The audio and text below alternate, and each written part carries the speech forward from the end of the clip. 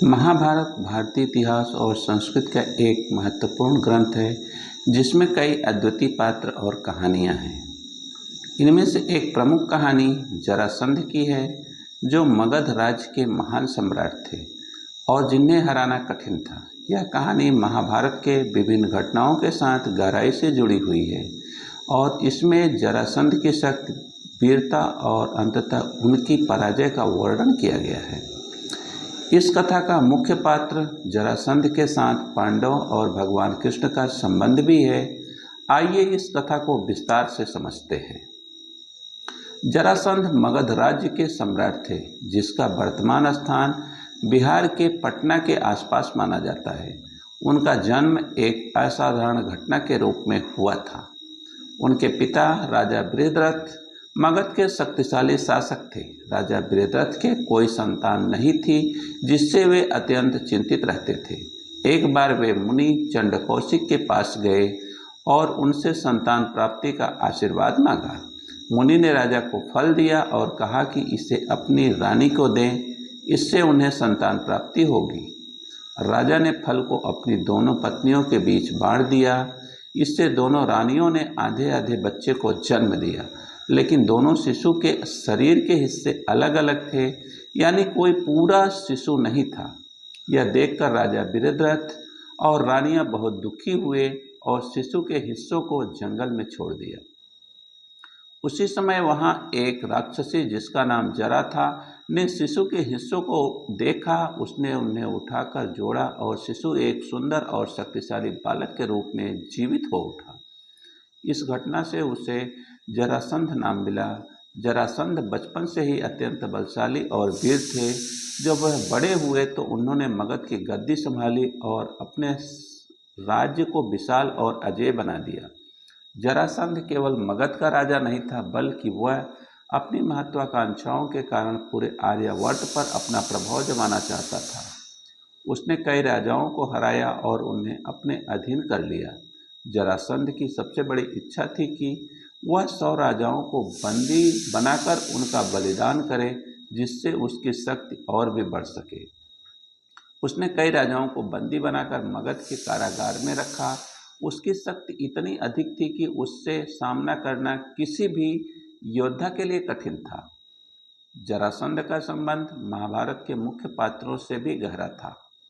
जरासंध की 2 बेटियों अस्ति और प्राप्ति का विवाह कंस से हुआ था। कंस, जो मथुरा का राजा था, भगवान कृष्ण के हाथों मारा गया था।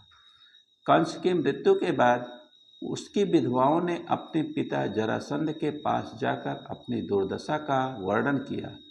इससे जरासंध अत्यधिक क्रोधित हो गया और उसने कृष्ण और यादवों से बदला लेने की ठानी। उसने मथुरा पर 17 बार आक्रमण किया, लेकिन हर बार भगवान कृष्ण और बलराम ने उसे पराजित किया। महाभारत की कथा के अनुसार जब पांडवों ने अपना नया राज्य इंद्रप्रस्थ स्थापित किया, तो युधिष्ठिर ने राजसूय यज्ञ करने का निश्चय किया। राजसूय यज्ञ तभी सफल हो सकता था जब सभी राजाओं को या तो युद्ध में हराया जाए या वे अपनी स्वीकृति दें। जरासंध को हराना अत्यंत आवश्यक था, क्योंकि वह सबसे शक्तिशाली राजा था और उसके अधीन कई अन्य राजा थे। जरासंध की पराजय के बिना राजसूय यज्ञ संभव नहीं था। इसलिए कृष्ण, भीम और अर्जुन ने यह निश्चय किया कि वे किसी भी प्रकार से जरासंध को हराएंगे। युधिष्ठिर के निर्देश पर तीनों ने जरासंध के पास जाने की योजना बनाई, लेकिन सीधे युद्ध से बचते हुए चालाकी से उसे हराने की कोशिश की। कृष्ण जानते थे कि जरासंध को युद्ध में हराना कठिन है, इसलिए उन्होंने उसे व्यक्तिगत द्वंद्व युद्ध में चुनौती देने की योजना बनाई। कृष्ण, भीम और अर्जुन ब्राह्मण के वेश में मगध पहुंचे। वहां पहुंचकर उन्होंने जरासंध के पास जाकर द्वारपाल से संदेश भेजा कि 3 ब्राह्मण उनसे भेंट करना चाहते हैं। जब जरासंध ने उन्हें देखा तो उसने तुरंत पहचाना कि वे ब्राह्मण नहीं बल्कि योद्धा हैं। उसने उनसे उनके आने का कारण पूछा। तब कृष्ण ने कहा कि वे उसके साथ युद्ध करने आए हैं। जरासंध ने पूछा कि वे तीनों में से कौन उसके साथ युद्ध करेगा। तब कृष्ण ने कहा कि भीमसेन है। उसके योग्य प्रतिद्वंदी है। जरासंध ने द्वंद्व युद्ध की चुनौती स्वीकार की। यह युद्ध केवल हथियारों से नहीं बल्कि कुश्ती के रूप में होना था। जरासंध और भीम दोनों ही अत्यंत बलशाली थे, इसलिए यह युद्ध कई दिनों तक चला। 27 दिनों तक यह कुश्ती बिना किसी निष्कर्ष के चली। दोनों योद्धा समान रूप से बलवान और धीरज वाले थे। भीमसेन और जरासंध के बीच की कुश्ती निर्णायक नहीं हो रही थी। दोनों ही योद्धा थक चुके थे, लेकिन कोई भी हार मानने को तैयार नहीं था। अंततः भगवान कृष्ण ने भीम को जरासंध को हराने का उपाय बताया। उन्होंने भीमसेन को संकेत दिया कि जरासंध का शरीर जन्म के समय जरा द्वारा जोड़ा गया था, इसलिए उसे बीच से फाड़ा जा सकता है। कृष्ण ने एक तिनके को उठाया और उसे बीच से फाड़कर भीम को इशारा किया। भीमसेन ने तुरंत इस संकेत को समझा और जरासंध को बीच से पकड़ा और उसके शरीर के 2 हिस्से कर दिए। जरासंध की इस प्रकार मृत्यु हो गई। जरासंध की मृत्यु के बाद मगध का राज्य जरासंध के पुत्र सहदेव को सौंप दिया गया, जो युधिष्ठिर के पक्ष में था। जरासंध की मृत्यु के बाद पांडवों के लिए राजसूय यज्ञ की राह आसान हो गई। जरासंध द्वारा बंदी बनाए गए 86 राजाओं को कृष्ण ने मुक्त करा दिया।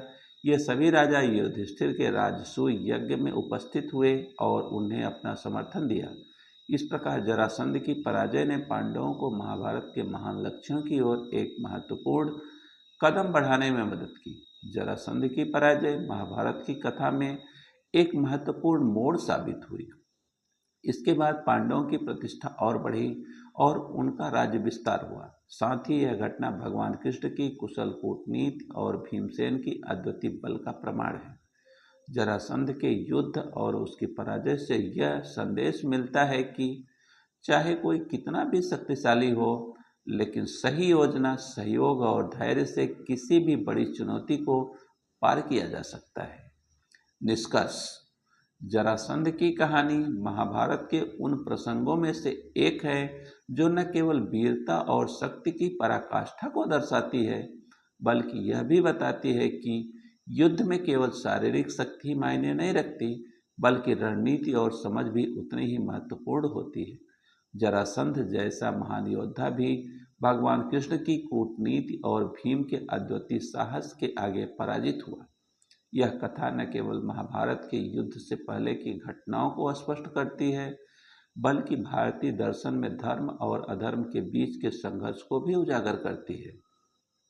यदि वीडियो आपको अच्छा लगे तो वीडियो को लाइक करें, शेयर करें और चैनल को सब्सक्राइब करें। धन्यवाद।